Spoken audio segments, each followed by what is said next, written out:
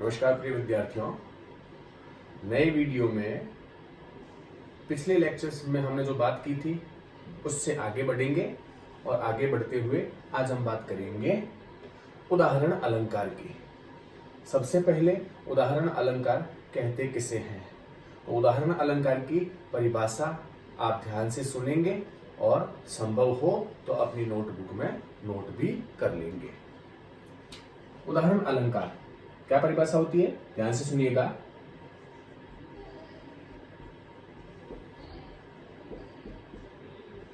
काव्य में जहां पर एक बात को स्पष्ट करने के लिए उदाहरण के रूप में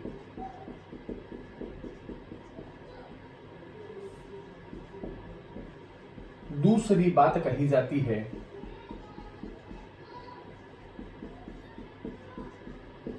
तो वहां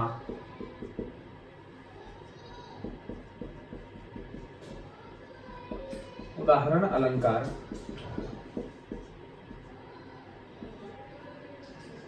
होता है।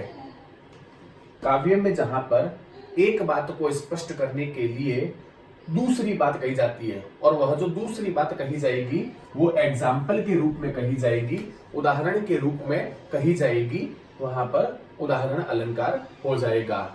इसके वाचक शब्द हैं, पहचानने के शब्द हैं, ये अपने को ध्यान में रखने हैं।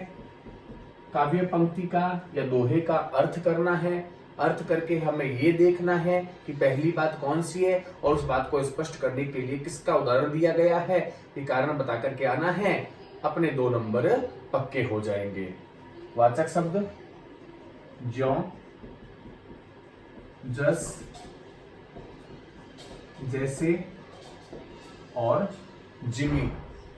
ज्यों, जस, जैसे, जिमी, ये वाचक शब्द दिखाई दे, उदाहरण के रूप में आए हों, उदाहरण अलंकार लिख करके आना है। उदाहरण देखेंगे हम उदाहरण अलंकार का।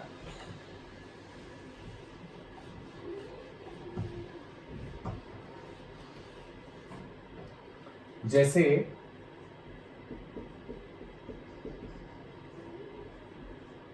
बूंद आघात सहे गिरी कैसे, खल के वचन संत सहे जैसे। बूंद आघात सहे गिरी कैसे, खल के वचन संत सहे जैसे। देखिए जैसे वाचक शब्द आ गया। अब उदाहरण अलंकार है, क्यों है, अपने को कारण भी लिख के आना पड़ेगा, इसलिए हमें इस लाइन का अर्थ करना बहुत जरूरी है। बूंद आघात सहे गिरी कैसे, गिरी का मतलब है पहाड़। कवि क्या कहता है कि पहाड़ बूंदों के प्रहार को कैसे सहन करता है। पहाड़ बूंदों के प्रहार को कैसे सहन करता है। अब इस बात को स्पष्ट करने के लिए एग्जाम्पल दिया गया है, किसका, संतों का, कि जिस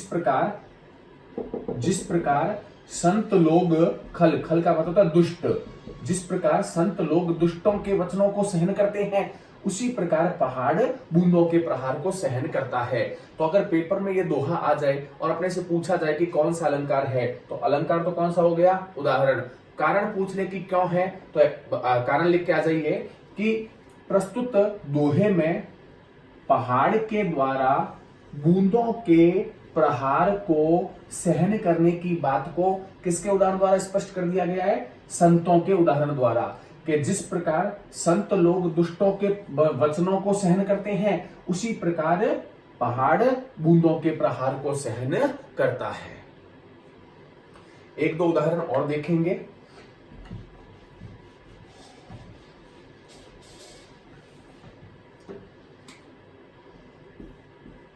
नीकी पे फीकी लगे बिनु अवसर की बात जैसे बरनत युद्ध में रस श्रृंगार न सुहात। मीकी, मीकी का मतलब अच्छी। मीकी पे फीकी लगे बिनु अवसर की बात। कवि क्या कहता है कि बिना अवसर पर कही गई अच्छी बात भी, मीठी बात भी फीकी लगती है। अब बिना अवसर पर कही गई अच्छी बात भी फीकी लगती है, इस बात को स्पष्ट करने के लिए नीचे एग्जाम्पल दिया गया है। देखिए वाचक शब्द जैसे ये रहा कि जैसे बरनत, बरनत का मतलब वर्णन, कि जैसे बरनत युद्ध में रस श्रृंगार न सुहात, कि जिस प्रकार युद्ध के वर्णन में, जिस प्रकार युद्ध के वर्णन में श्रृंगार रस, श्रृंगार रस अच्छा नहीं लगता है। जिस प्रकार वर्णन तो युद्ध का चल रहा है, तो युद्ध के वर्णन में रस श्रृंगार रस अच्छा थोड़ी लगता है। उसी प्रकार अगर अवसर नहीं है, तो अवसर नहीं है फिर भी अच्छी बात कही गई है, तो अच्छी बात अच्छी नहीं लगती है, वो फीकी लगती है। तो बिना अवसर पर कही गई अच्छी बात भी फीकी लगती है, इस बात को स्पष्ट करने के लिए किसका एग्जाम्पल दे दिया? युद्ध के वर्णन का। कि जिस प्रकार युद्ध के वर्णन में रस श्रृंगार अच्छा नहीं लगता है, उसी प्रकार बिना अवसर पर कही गई अच्छी बात भी फीकी लगती है, अच्छी नहीं लगती है। एक दो उदाहरण और देखेंगे।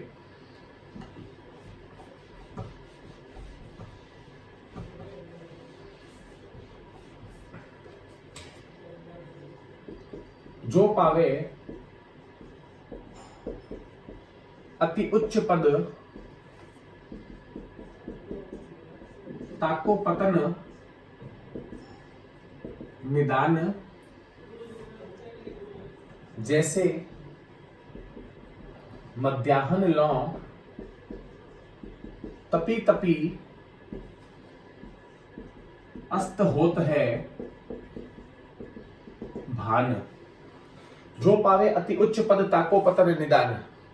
कवि क्या कहता है कि संसार का नियम है कि जो व्यक्ति पावे अति उच्च पद, जितना ऊंचा पद प्राप्त करता है, ताको पतन निदान, उसका पतन, उसका अंत अवश्यंभावी होता है।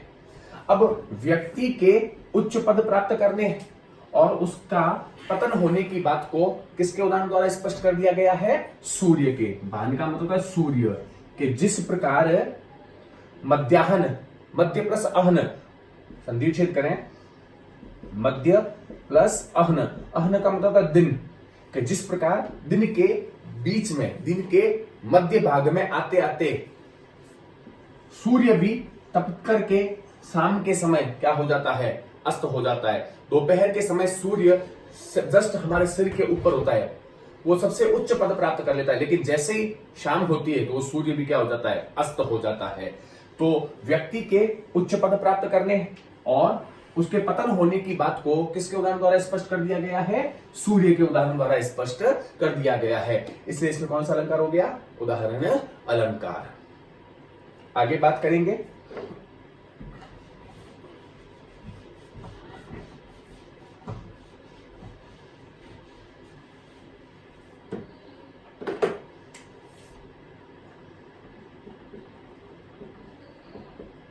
विरोधाभास अलंकार।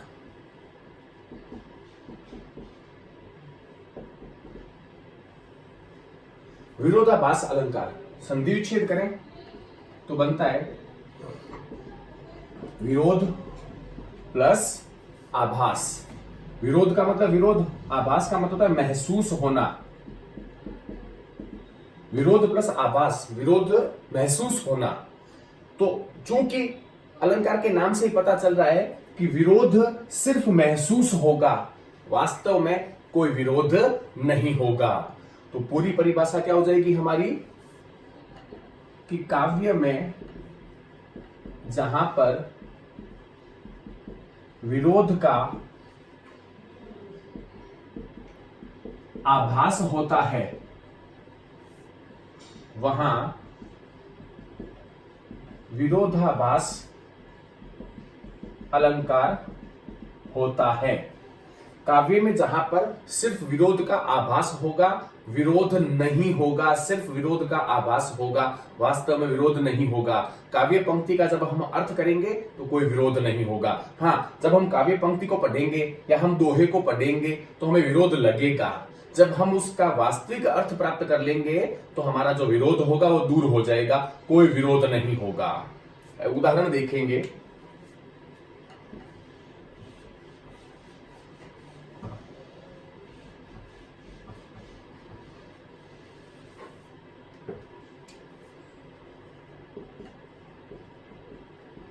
विस्मय यह गोदावरी अमृतन के फल देत।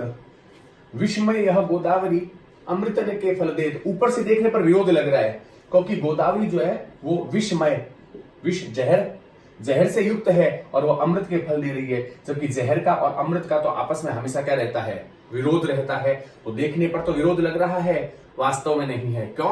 क्योंकि यहां पर विष का मतलब जहर से नहीं है, विष का मतलब यहां पर जल से है।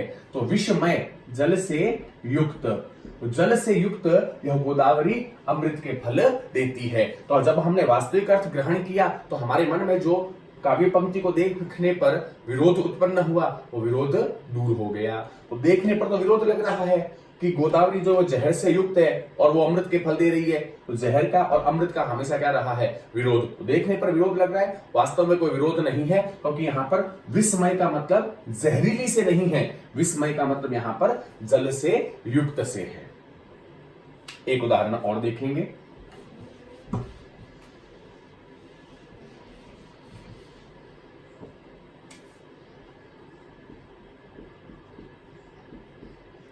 सरस्वती के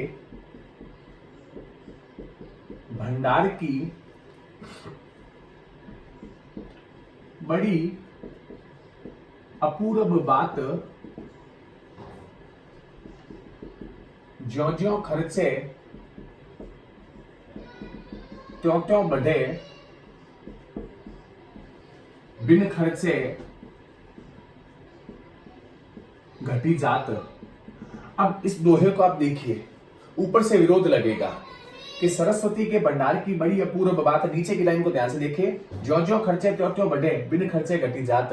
कि अगर हम किसी चीज को खर्चे तो वो बढ़ती नहीं है, घटती है, और अगर हम किसी चीज को नहीं खर्चते हैं तो घटती थोड़ी है, वो तो बढ़ती है।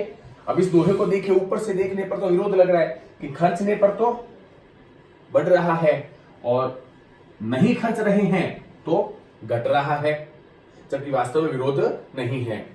पूरा अर्थ करना पड़ेगा। सरस्वती विद्या, सरस्वती के भंडार की बड़ी अपूर्व बात। कई क्या कहता है कि माता सरस्वती के भंडार की बड़ी विचित्र बात है कि अगर सरस्वती को जितना खर्चते हैं उतना वह क्या होती जाती है, बढ़ती जाती है। अगर मेरे पास में क्षणिक भी ज्ञान है, थोड़ा सा भी ज्ञान है, तनिक भी ज्ञान है, अगर मैं उस क्षणिक, उस तनिक, उस थोड़े से ज्ञान को अगर आपके साथ बांटूं तो मेरा ज्ञान जो है, मेरी विद्या जो है वो बढ़ेगी।